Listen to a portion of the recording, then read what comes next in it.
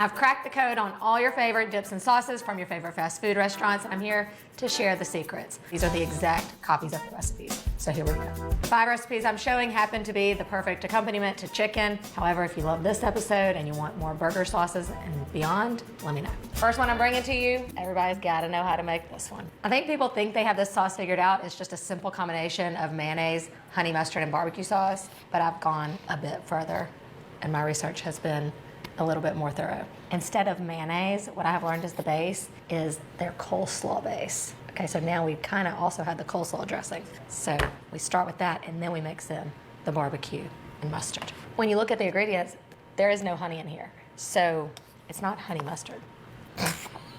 She's smart.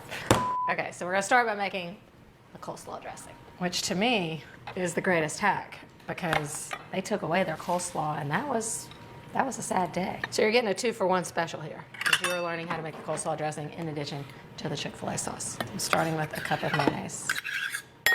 To that, a 1/4 teaspoon of dried mustard, 1/4 teaspoon of salt, 1/4 cup of sugar. Sugar's the second ingredient. And then 4 teaspoons of white vinegar. Okay, give that a mix. And this is the base for the Chick-fil-A sauce. And it's just a classic coleslaw dressing. Okay, so now you take a 1/2 cup of the mayonnaise mixture. Then barbecue sauce is the next ingredient. You wanna choose a barbecue sauce that has hickory as a flavor ingredient in there. And then 2 teaspoons of yellow mustard, not honey mustard. Let's make Chick-fil-A sauce. If it's not it, it's damn close. Let's do a side by side. Here is Chick-fil-A sauce, and here is our sauce. Theirs is a little darker in color, but it's probably because of whatever barbecue sauce they use, might be a little different. Let me just do another side by side just to see.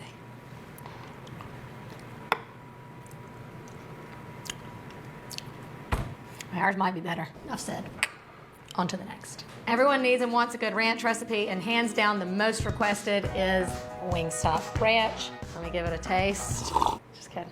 Everyone knows restaurant ranch is far superior to anything you get off a shelf or in the refrigerator section. I've looked up all Copycat recipes and I've seen videos of people actually working in Wingstop making their ranch. And from what I see, it's only 3 ingredients.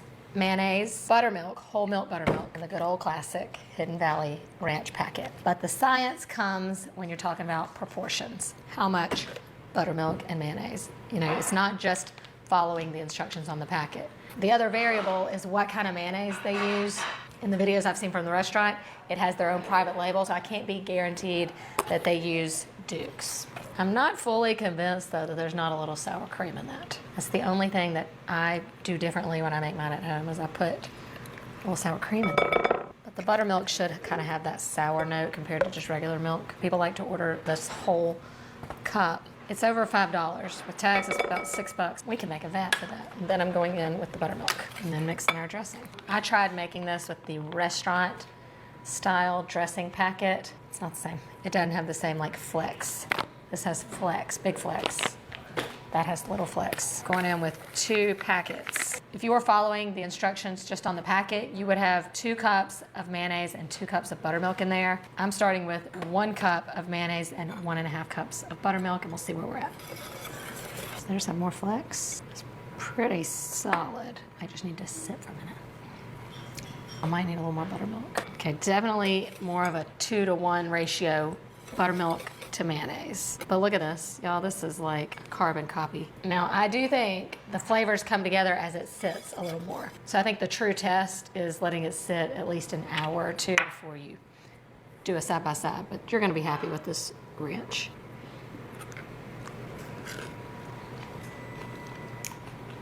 This right here is the secret recipe to Wingstop ranch. You definitely want at least 2 parts buttermilk to 1 part mayonnaise to get the consistency and that tangy flavor. The Wingstop version is like a smidgen sweeter, but I think that's because of the mayonnaise. This might be the one and only time I wouldn't use Duke's. Wingstop done. Which drive-thru are we hitting up next?